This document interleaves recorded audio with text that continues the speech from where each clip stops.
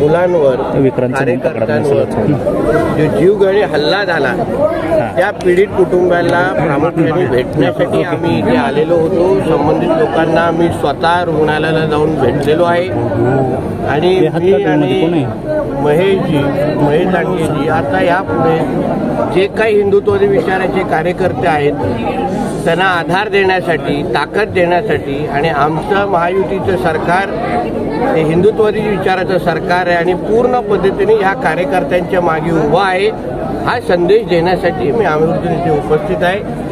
काही डिपार्टमेंटमधले सडके जे आंबे आहेत, सडके ज्यांच्यामुळे आमच्या आदरणीय देवेंद्र फडणवीस यांचं नाव खराब होत आहे त्याहीबद्दल आम्ही पूर्ण माहिती घेतलेली आहे की कोणी काय मस्ती केलेली आहे, कुठल्या पीआयने कसं आमच्या कार्यकर्त्यांशी आणि त्या पीडितांशी वागलेलं आहे, कसं त्यांच्यावर हात उचललेला आहे आणि ही सगळी माहिती आम्ही आदरणीय देवेंद्रजींना गृहमंत्री साहेबांकडे पोहोचवल्यानंतर पुढे काय कारवाई करायची हे तुम्हाला निश्चित पद्धतीने दिसेल। साहेब, जे जखमी झाले त्यांची एक मागणी होती की ज्या पद्धतीने मीरा रोडला बुलडोजर देवा चालला त्याप्रमाणे सोलापुरात देखील चालवा अशी त्यांनी मागणी केलेली आहे, त्या संदर्भात काय? ज्या अर्थी मी आणि महेशजी इथे आलेले आहेत म्हणजे ट्रेलर आलेला आहे, आता पिक्चर बुलडोजर देवाचं दिसणार पुढे, हे लक्षात घ्या।